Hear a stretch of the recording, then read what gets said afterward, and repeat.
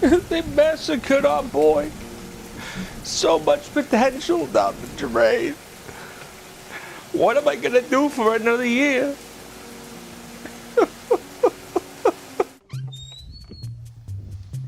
Oh man, that funeral sure was a drag. I mean, for real, what am I gonna do from now until May 26, 2026? Oh wait, I know. Let's play some GTA 4. Niko, it's Roman. Not now, cousin, I'm playing GTA 4. It's me, Matt. Oh, where's luxury condo? Where's sports car? Where's Barbara with big titties and Stephanie who sucks like a vacuum? What are you talking about? Welcome to Liberty City. You wish you never left the boat. Liberty City. Everything my cousin tells me about. Even the smell. This place smells like shit. Welcome to Liberty City, the concrete jungle where dreams are buried under 6 feet of potholes and broken physics. It's like New York City if New York City had its soul extracted and replaced with the sound of traffic and existential dread. Man, this really brings me back to the days of making cringy YouTube videos in my 14-year-old pubescent voice. Stand up to the streets of Liberty City. Yeah, I didn't pay you. Did not pay me. Here's a shotgun. How many times can you... Shotgun. Oh my god, I forgot about that. Don't you dare go looking for that. In Vice City, you had neon lights, palm trees, and blow-fueled disco fever. San Andreas had jetpacks, gang wars, and a sky so blue it made Sonic jealous. Liberty City has weather, specifically overcast Russian war crime weather. I mean, the whole city looks like it's been filtered through a dirty mop. Everything's gray. The sky's gray, the cars are gray, the buildings are gray, even the pigeons are gray. It's like somebody turned the saturation slider all the way down and said, yeah, now this looks like fun. And everyone you meet looks like they've either committed a felony or are thinking about it real hard. Can't I just have a good time for once in my life? It's not the city that never sleeps. It's a city that took an Ambien, tripped downstairs, and sued its own mother. Your Honor, my client clearly stated that his mother snuck Ambien into his drink when he refused to stop playing Sonic 06.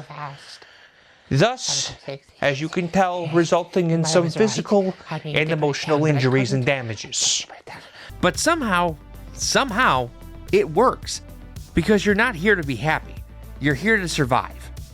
You're here to climb out of a shipping container with $20 in a dream, only immediately to get hit by a taxi, robbed by a crackhead, and asked to go bowling by your cousin. A lot. Niko, it's Roman. Let's go bowling.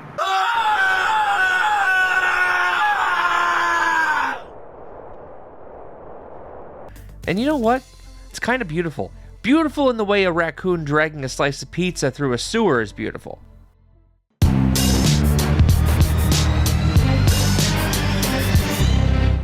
Let me introduce you to our main man, Niko Bellic, Eastern European, war-torn, and stoic. Niko is one of the most fascinating protagonists in any GTA game. This guy shows up to America with the energy of a man who's been through 37 different war crimes, and a discount therapy session in a Chuck E. Cheese bathroom. You know, here at Chuck E. Cheese's... Listen, Chad, I've only got 5 minutes left in my break, so why don't you just tell me what's bothering you this week? Let me guess, did your cousin invite you to bowling again? Must be f***ing nice, Chad. He's got trauma, like actual trauma. He comes to Liberty City to start fresh, to escape his past, to build a new life, to pursue the American dream. He's lured in by his cousin Roman, who sends letters from America like he's living in a Scarface mansion. Say hello to my little friend! Spoiler alert, Roman lives in a one-bedroom shoebox above a crackhead named Jimmy, and drives a car that was legally declared a war crime by the Geneva Convention. Oh dear sweet bowling-obsessed Roman, this man could be on fire, actively on fire, and still call you to play darts. Why is annoying me his only f***ing hobby? Why doesn't he ever want to do literally anything else? How much bowling can one man physically tolerate before his arms just fall off? And the worst part is, you get punished for ignoring him. That's right, you ignore Roman for too long, you're a bad cousin. Your friendship rating drops, and you lose access to perks like the free cab rides and getting beat up at family barbecues. This game simulates guilt tripping. It's not a mission mechanic, it's an emotional hostage situation. And that's not even counting Niko's moral compass, which spins like a fidget spinner in a damn microwave. The dude will give one deep monologue about betrayal and regret, and then in the very next scene he's running over a hot dog vendor while screaming in Siberian. What makes it even better is the game wants you to feel sympathy for him. Niko has this whole arc about trying to find the man who betrayed his unit during the war. How much more betrayal can I take? Hello? Niko, you owe me a lot of goddamn money, you motherfucker. Sorry, wrong number. This isn't Niko. I didn't buy GTA to live out the anxiety of ignoring calls. That's what my real phone is for. But somehow, even with all the awkward pacing and moral contradictions, Niko remains oddly compelling. He's sad, he's violent, he's confused, he's basically a walking antidepressant commercial. Hello? Niko, my cousin! For the Wanna last go time, see Roman, I'm some not going... titties at the strip club? Strip club, you say? Roman, you were right. This place is great. I'm still not going bowling with you, though. Mom? And in a weird way, that's what makes GTA 4 special. It's not about being a cool gangster or a criminal mastermind. It's about being a tired guy with a weird accent trying to navigate capitalism, trauma, and a cousin who thinks bonding means hitting pins in a smoke-filled alley for 6 hours straight. It's the American dream, but just make it Slavic.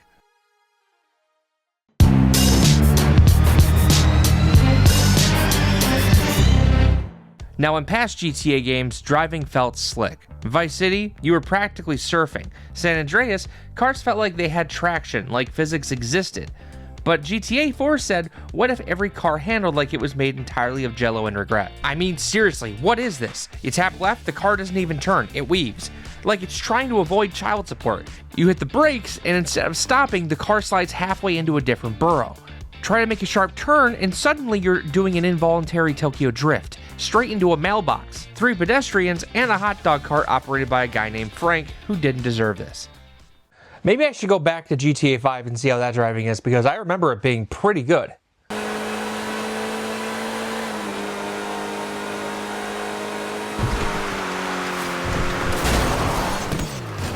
On second thought, I was wrong. GTA 4's driving is definitely better. And you can feel the weight of every car. Not in a cool realism way, no. In a, this car drives like it's filled with expired yogurt and bowling balls kind of way. And knowing that we hang out with Roman, it's probably filled with bowling balls. Every vehicle handles like you're transporting 600 pounds of crack in the back seat. Even motorcycles, especially motorcycles. You ever sneeze while riding a bike in GTA 4? Congratulations, you're dead. You so much as breathe wrong and hit a bump, and Niko flings himself like he's trying to qualify for an Olympic long jump. Police AI in GTA 4 is like putting 5 feral raccoons in a blender and handing them a badge. They will throw themselves under your car just to make the arrest feel more cinematic. You'll be trying to get away down a one-way street, and then all of a sudden, 5 convicts pile drive themselves through a burger shop. Yes, can I please have 2 number 9s, a number 5 large, a number 6 with extra deep in the hole. And the best part? If your car flips, and trust me, it will flip, that car is toast. There's no rolling it back over like in GTA 5. Thankfully, this time around it doesn't blow up. But that still means you're shit out of luck. And that's if the physics don't just decide to yeet you into another dimension. And sure, there's ways to avoid this. You could always take a cab to your destination. But then you're paying out the nose and watching a cutscene while your cabbie gives a TED talk about pizza. But you know what? After a while, you get used to it. You adapt. You learn to drift through hell itself with a deadpan face and a middle finger out the window. Because GTA 4 doesn't care about you.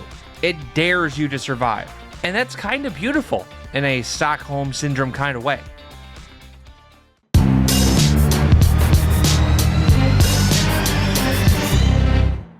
You'd think by 2008 Rockstar would have nailed shooting mechanics, right? I mean, they've only made like 1 billion games involving guns. But somehow, GTA 4 decided to reinvent the wheel. Except that wheel is square. And made of broken glass. And occasionally just explodes for no reason. So let's talk about the basics. Shooting. Every time you pull that trigger, it feels meaty. There's weight behind the gunplay, like the bullets have somewhere to be, and they've got a one-way ticket to mayhem. When Niko lines up a shot, it's not just point and click, it's personal. The lock-on targeting is smooth. You snap onto a target and boom, you're ready to make surgical decisions. Kneecap, shoulder, head, your call.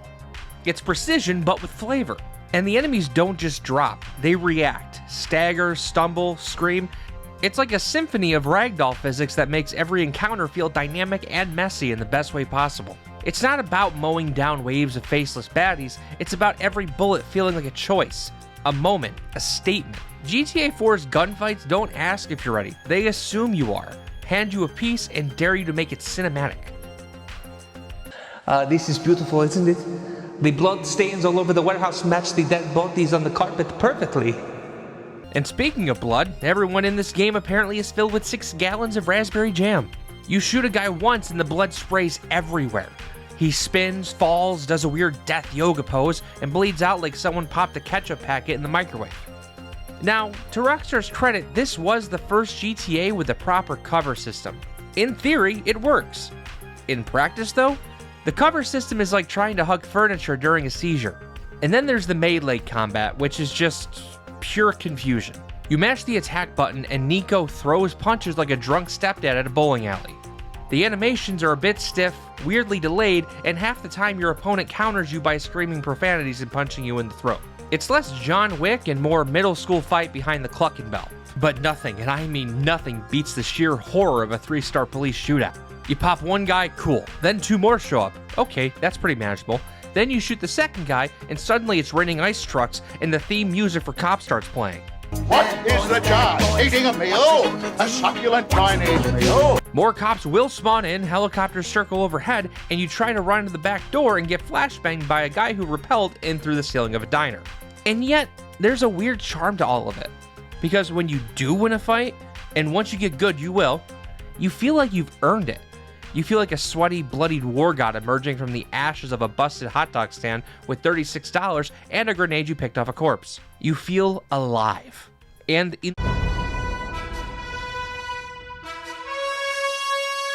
then you finally evade that 6-star wanted level, step into the street, and get hit by a taxi.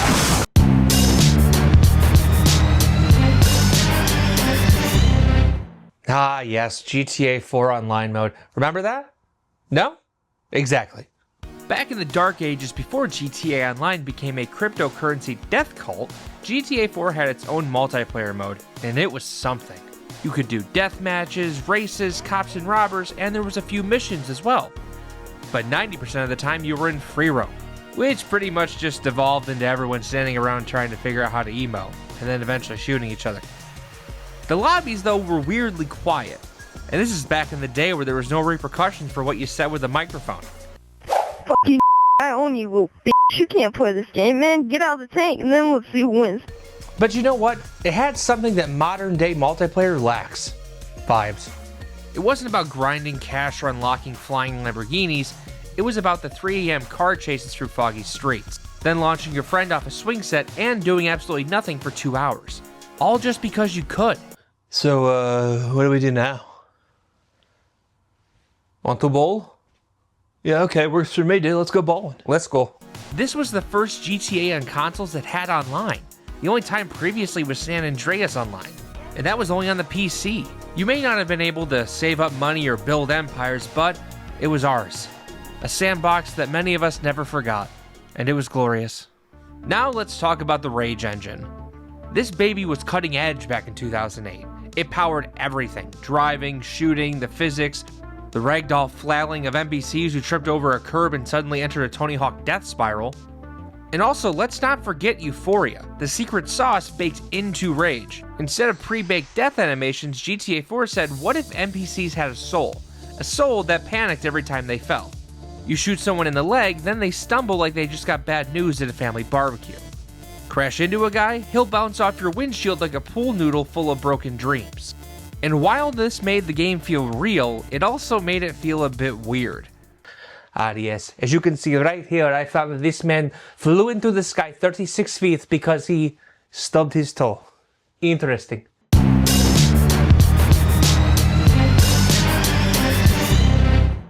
So here we are, we've shot the guns, crashed the cars, rage quit 20 missions, lost 3 girlfriends, dodged 50 pigeons, and accidentally launched Roman off a pier during a joyride gone wrong. Or did it go right? And after all that, we ask, was GTA 4 really that good? Or was it just a beautifully rendered, emotionally devastating Russian requiem for a dream with worse driving? So let's back up. Because in GTA 4, despite everything, some of the janky combat, the moody physics, Roman constantly yelling about bowling, was somehow a masterpiece. To me, it's a grimy, depressive, cigarette-burned, concrete-slathered masterpiece. You load into Liberty City and it immediately punches you in the face with 50 Shades of Grey. And not the fun kind, the sad, depressing kind. The kind where the sun comes out for 2 seconds a day and pigeons still manage to poop on you in the shade. The game world doesn't want you to succeed, it wants you to endure. Take our boy Niko Bellic for example. The man didn't come to America to get rich or to chase dreams. He came here to flee the horrors of war, escape his past, and maybe, just maybe, find some goddamn peace. So naturally, the first thing Niko does is get roped into organized crime by a drunk cousin in track pants, and a mob boss who looks like he sells knockoff Blu-rays in a strip mall. He has PTSD, like real, actual PTSD. The man spends half the game talking about atrocities he witnessed, then immediately commits 3 of his own because some guy in a nightclub called him a slur, and now the mission objective changes to waste him. It's heavy, it's dark, and it's not afraid to rub your face in it. Liberty City isn't the normal video game world. It's like a pressure cooker of poverty, corruption, and broken promises. People don't win here, they survive. They hang on day by day, getting pulled deeper into the mud by people pretending they're going to give you a ladder. The only American dream you'll find in this game is the one that ends in a shootout in the burger shop parking lot. And that's the genius, because GTA 4 doesn't want to be fun, it wants to be real.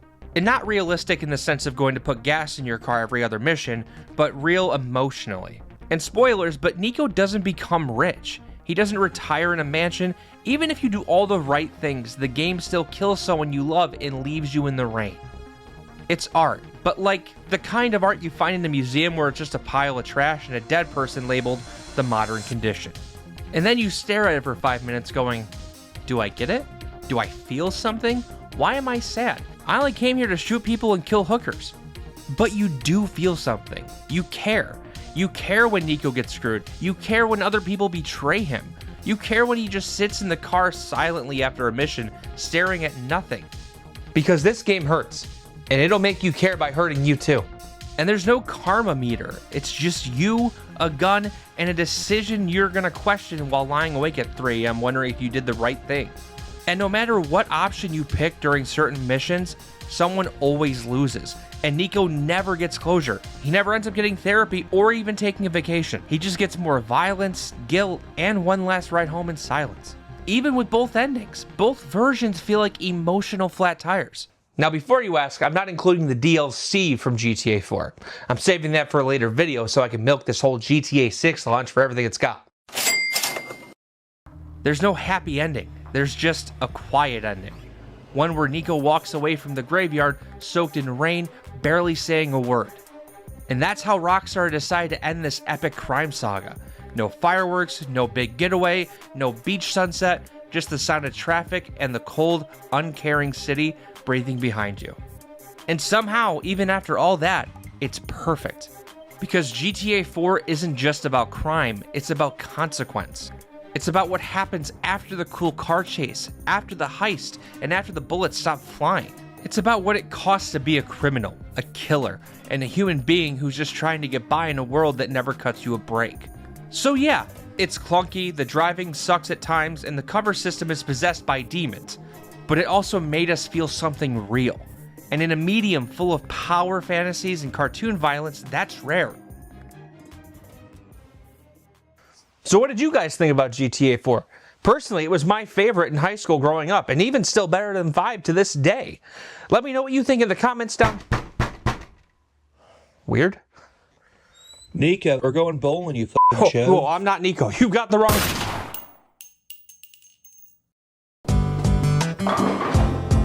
Yo, I got a strike. Holy hell, man, I'm really good at this.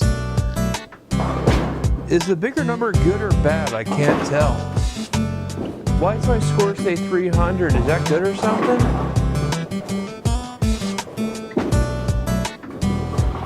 my god, I just got a turkey. Gobble gobble, dude. 3 strikes in a row.